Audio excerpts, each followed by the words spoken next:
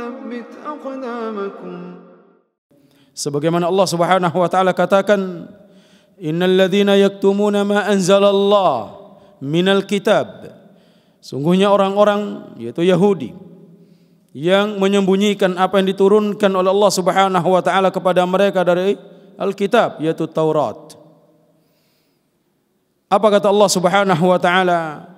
Wa yashtaruna bihi thamanan qalila.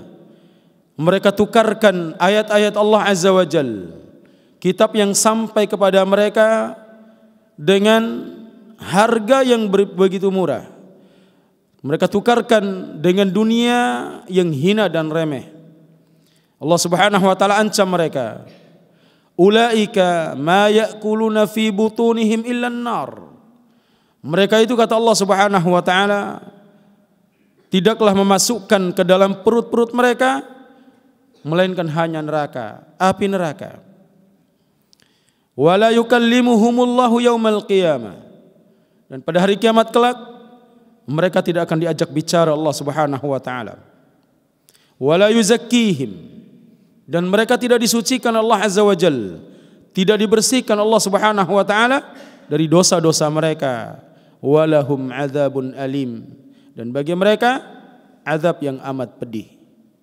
Ayat ini menjelaskan bagaimana ancaman Allah Subhanahu wa taala terhadap orang-orang Yahud yang menyembunyikan apa yang disampaikan kepada mereka, ilmu yang telah sampai kepada mereka, ayat-ayat Allah Subhanahu wa taala yang dibacakan kepada mereka.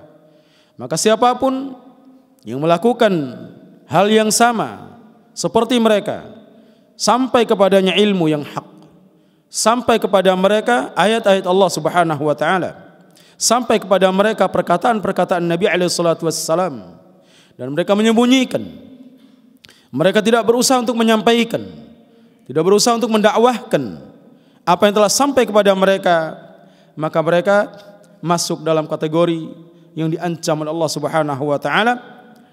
Dan juga dalam ayat yang lain Allah Subhanahu wa taala katakan, innal ladzina yaktumuna wal ladzina yaktumuna ma anzalna minal bayyinati wal huda. Innal ladzina yaktumuna ma anzalna minal bayyinati wal huda. Sungguhnya orang-orang yang menyembunyikan apa yang telah kami turunkan kepada mereka, kata Allah Subhanahu wa taala, berupa keterangan-keterangan, petunjuk-petunjuk, min ba'di ma bayyanahu lin-nasi fil kitab, setelah kami jelaskan kepada manusia apa yang ada dalam Alkitab, yaitu Al-Quran. Apa kata Allah Azza wa Jalla?